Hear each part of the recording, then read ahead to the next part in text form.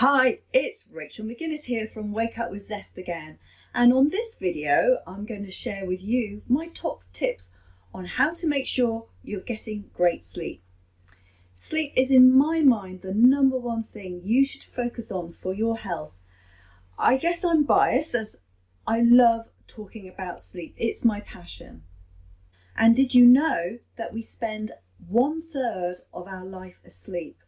Which means if you live to be 90, you will have slept for 30 years. First of all, I want to explain a little bit about how sleep works, which then makes it easier for you to improve it. So why do we sleep? Sleep is essential for our survival. It maintains critical functions in our body, including our immune system, which is very important at the moment. It also looks after our mental, physical and emotional health.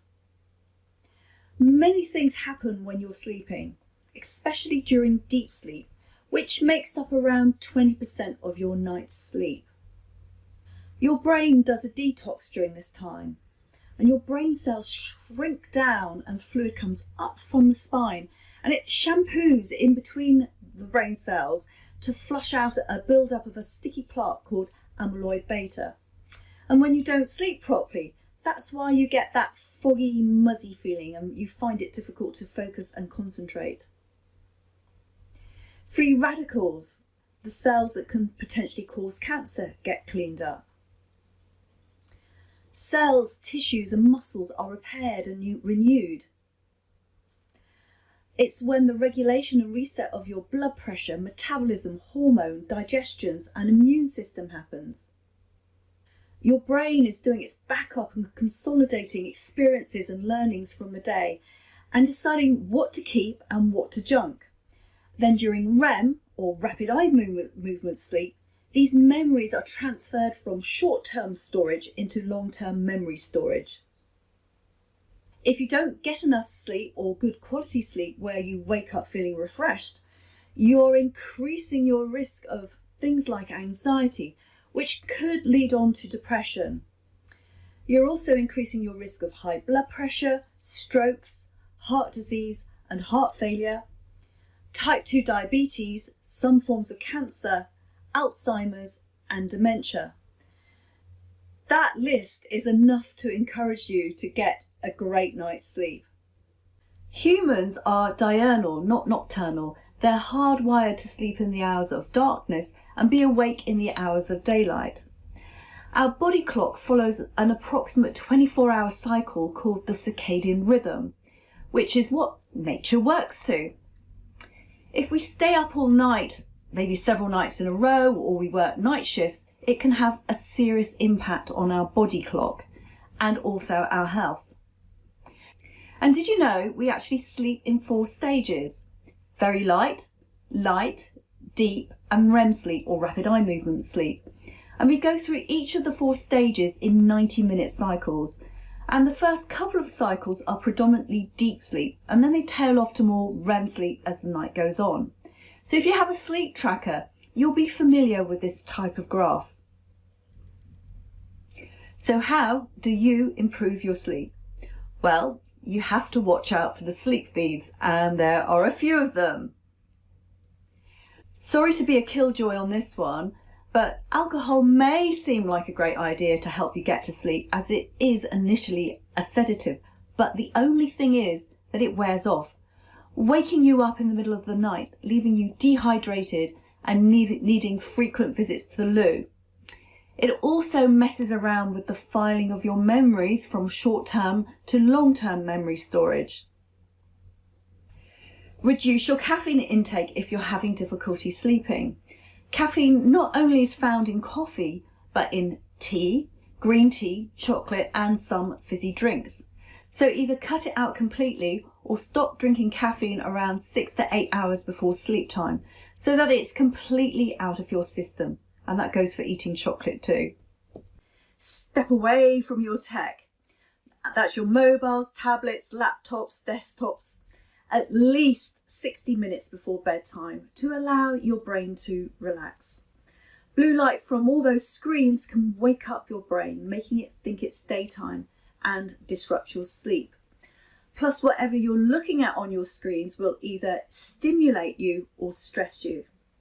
And definitely no tech in the bedroom, and that includes TVs, as they emit electromagnetic pollution, which disrupts your sleep. If you really do have to have a phone in the bedroom, then switch on Do Not Disturb and put the device into flight mode. Avoid watching the news too close to bedtime, as you want to go to sleep with positive thoughts in your head and not depressing ones. And on that note, write down 3 things that you were grateful for during the day so that you go to sleep with something positive in your mind. Here are some tips of what you can do to promote a great night's sleep. Routine is key. So keep to more or less the same bedtime and wake up time every day, including weekends, and that's plus or minus 20 minutes. Your brain is fundamentally quite boring. It loves routine and it definitely doesn't understand weekends. When you wake up in the mornings, have a glass of water, do some exercise, and always eat breakfast, preferably a healthy one. And in the evenings, to wind down, make sure you're sitting in a dimly lit room to give your brain the message that you're winding down and relaxing. And remember, no screens for at least 60 minutes before bedtime.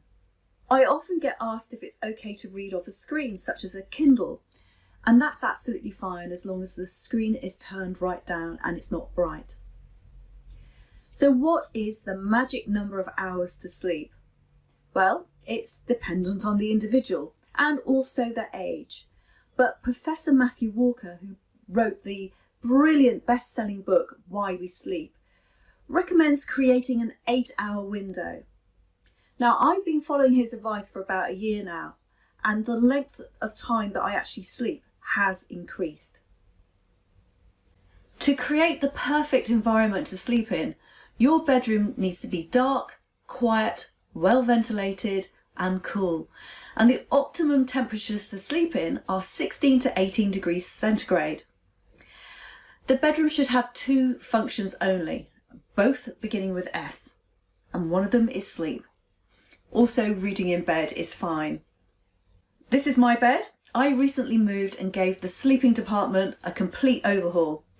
The bed is from IKEA and it cost less than £400.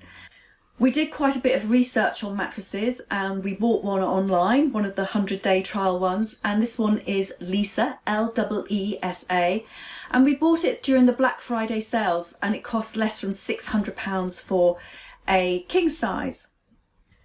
The pillows are also Leesa and they're great, really, really comfortable. And my duvet is a wool duvet from Urban Wool, and wool is great because it regulates your body temperature more effectively and efficiently than feathers, and I love it. If you can't sleep, stop thinking about trying to get to sleep, as you won't fall asleep. What you need to do is to distract your mind. So first thing is, don't clock watch, as this will cause you more anxiety around your sleep. Here are some relaxation techniques that you can use to distract your mind and to relax your body. For each of these, breathe slowly into your belly and slowly out through the nose or the mouth. Do them 3 to 4 times or as many times as you want to. The first one is the 4-7-8 technique, where you breathe in for 4, hold for 7 and breathe out for 8. The next one is called 4-4-4 or square breathing. Breathe in for 4, hold for 4, out for 4 and hold for 4, and just keep repeating. And finally, count to 10. In for 1, out for 2, in for 3, and carry on all the way up to 10 and just keep repeating it. At some point with all those breathing techniques, you will fall asleep. Another one for you to try, which is one of my favourites, is to try and stay awake. Keep your eyes open, staring at something in the bedroom. If you feel yourself dropping off, then just keep opening your eyes, but eventually you will fall asleep. This is a bit of reverse psychology. If you really can't sleep, then get up. Guesstimate 15 to 20 minutes before getting up, but remember, no clock watching. Make yourself a cup of decaf or herbal tea and then just read something relaxing. I always recommend fiction. And only go back to bed when you feel sleepy. Because what you don't want to do is to unconsciously associate your bedroom with not sleeping. So I always say, look after your sleep and it will look after you.